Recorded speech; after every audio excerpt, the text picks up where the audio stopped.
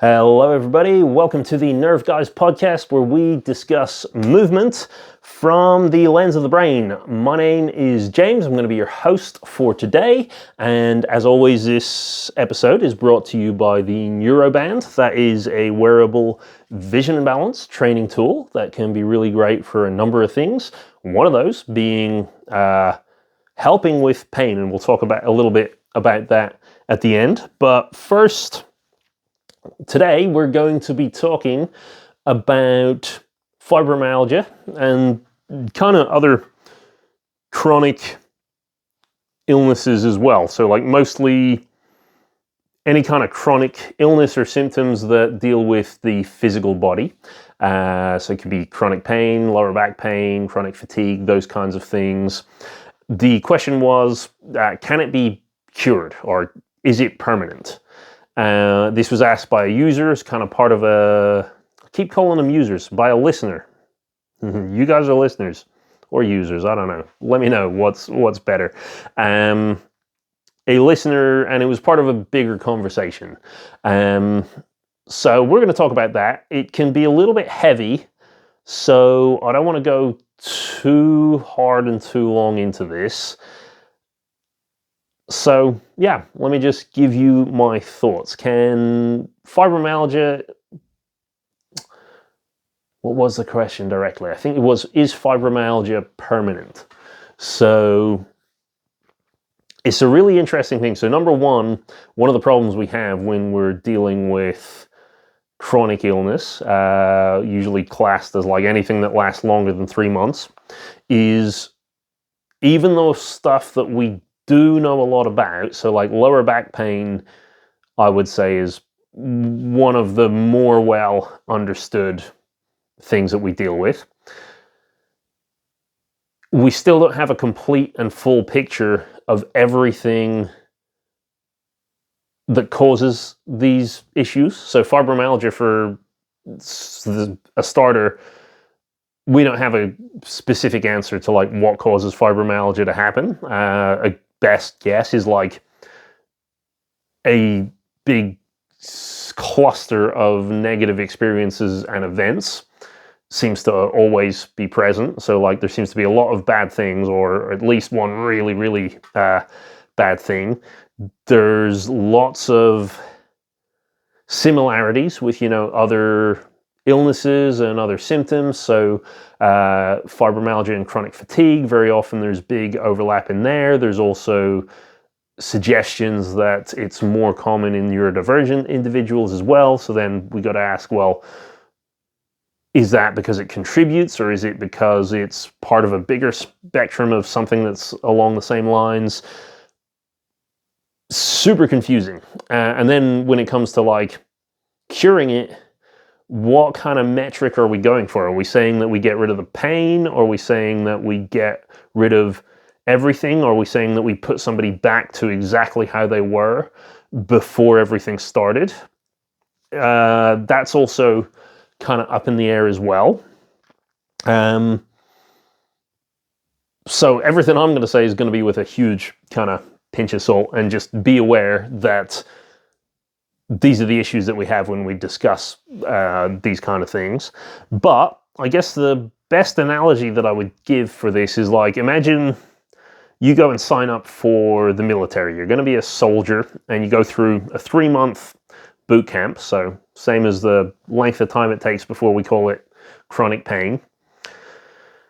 In 3 months, you're going to have tons of stuff drilled into you. You wake up at this time, you do all of whatever the sergeants say you do. You don't talk back, you address people in a different way than you did before, you make your bed in a different way than you did before, you interact socially in a different way, and all of this stuff is just constant, drilled into you pretty much in the same way that, when you lift your shoulder up and it hurts, it's the same pain every time. Like the military, I would imagine, pretty relentless when it comes to enforcing disciplinary rules, much the same way as pain is usually pretty relentless. Your brain is pretty relentless when it gives you pain for things that it wants you to pay more attention to, or when it wants you to avoid moving something.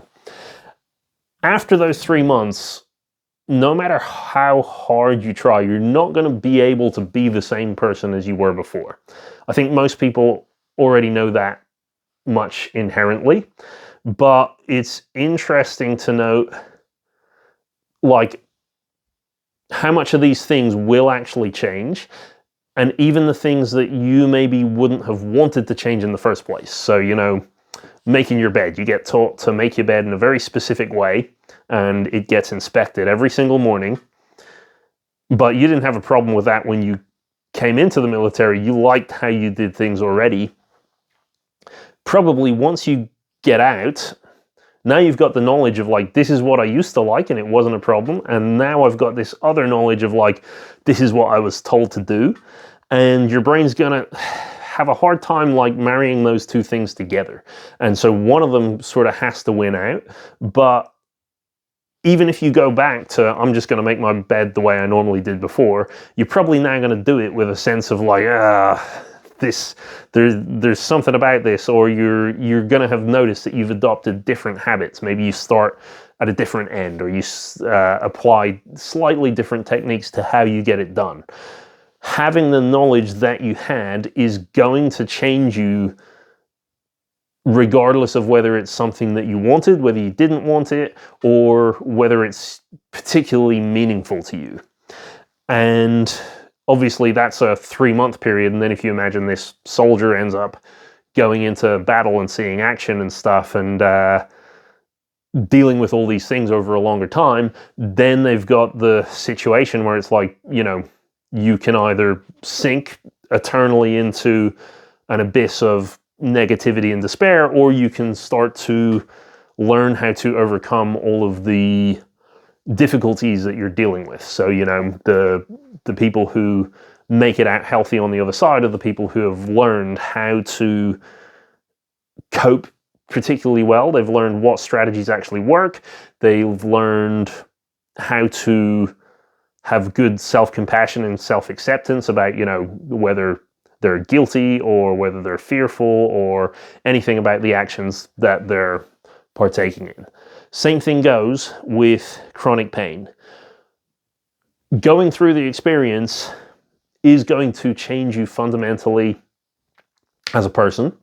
And when you're in the midst of it, that probably doesn't sound great, because when you're dealing with a chronic pain complaint, the number one thing that you're going to want to be paying attention to is all of the bad stuff, because if you don't, your brain is going to have its own little tantrum and make things harder and harder until you do.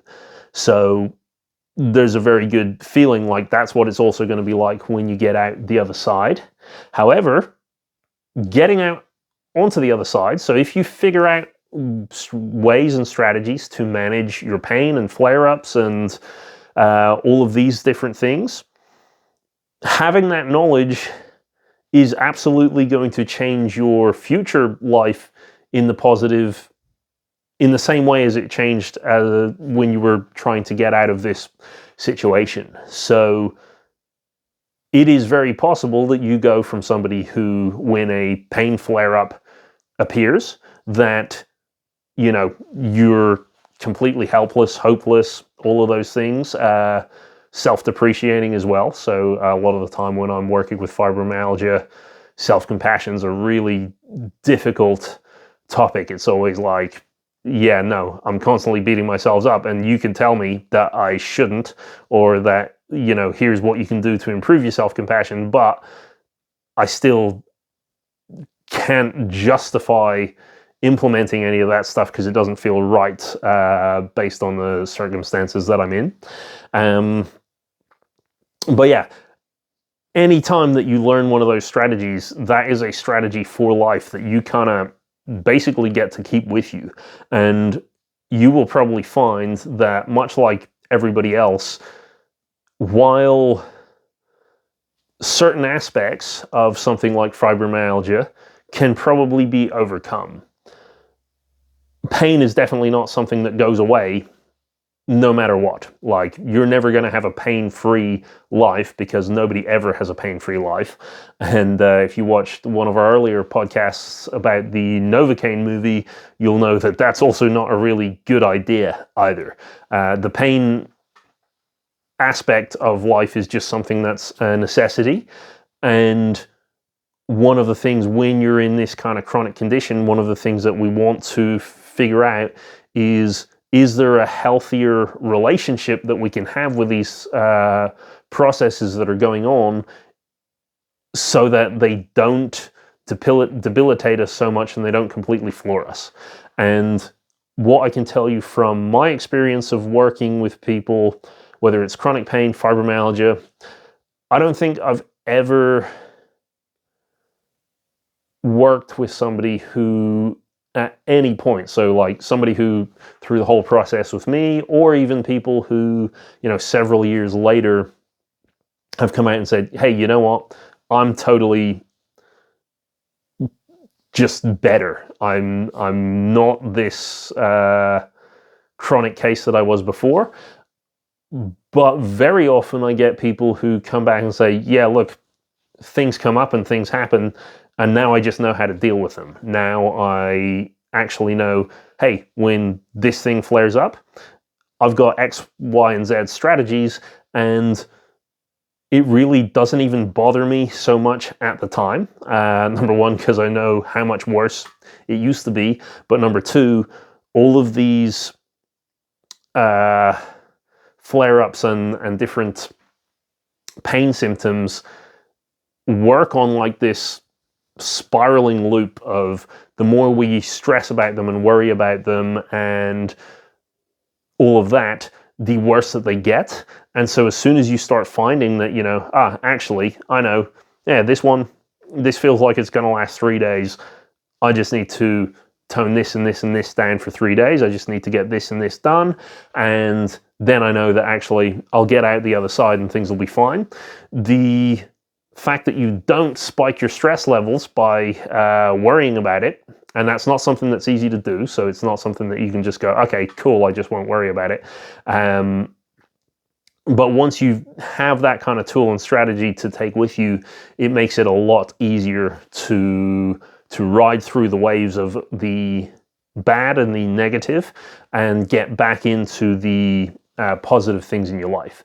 And just like in the midst of fibromyalgia, when you're at the kind of lower ebbs of what's going on, you become very locked in and focused on more of the negative aspects. A lot of the time, people, when they come out on the other side, still deal with elements of the condition, or you could say still have the condition itself. We're not going to undiagnose it, but they become much more focused on the kind of positive psychology aspects of it, where it's like, actually, I can start thinking about what kind of future I want to have. I can accept the circumstances that I'm in, and I can accept the person that I've become now, and I can start actually figuring out who I want to be and what kind of life I want to have in the future. So that's pretty much it around the thoughts. I hope it all made sense, and I'm sorry if it's not exactly the answer that people are hoping for. The other thing that I would like to point out, I tried to touch on it a little bit, but in this episode I tried to talk through the whole spectrum of like somebody who goes through all of this stuff and comes out the other side kind of feeling good about it, or like feeling positive and hopeful for the future because they've learned to manage things. All of that is super summarized. I absolutely do not expect that somebody can just get over certain problems when they're in the midst of these things. That can be super difficult. That is one of the reasons why, for myself, I've teamed up with Practical Wisdom to offer a course on fibromyalgia. So if you're interested in that, I'd highly recommend you check it out. But also, if you'd like to chat through this a bit more for your own kind of personal condition and case, feel free to send me a message. So you can follow our Instagram. It's just the Nerve Guys. And send me a message. We can set up a call. The whole process is not necessarily useful to think about when you're in the thick of it. We want to figure out like where you're at, what kind of strategies you want to be implementing right now, and what is the next stage that you're trying to get to, rather than thinking about what the final end goal is. So yeah, that's pretty much all I wanted to say there. Finally, if you are enjoying watching or listening to these podcasts, I would really appreciate it if you head on over to rewirend.com and check out the Neuroband. So it's our vision and balance training tool. We've stated it's for posture, focus, coordination, but one of the things, one of the reasons I was excited to make this is I use vision and balance training all the time when it comes to pain and pain relief. So whether that's chronic pain, whether it's acute injuries, your visual system makes up 50% of all the neurons in your brain. It's super important when it comes to moving efficiently and effectively and moving stress-free, which is one of the biggest things we want to achieve when we're dealing with pain in general. So this is kind of a nice little introduction to the visual and vestibular systems that deal with vision and balance respectively, and it comes with 2 very quick and easy workouts to do, and they take up about 12 minutes of your time, especially if you're testing it out for trying to reduce your pain. You probably only need to do the first one, so that's the warm-up workout, and that'll be 12 minutes or so maximum, and then you're good for the day. So check it out if you like. Otherwise, I would like to thank you again for watching, and I'll see you all next week.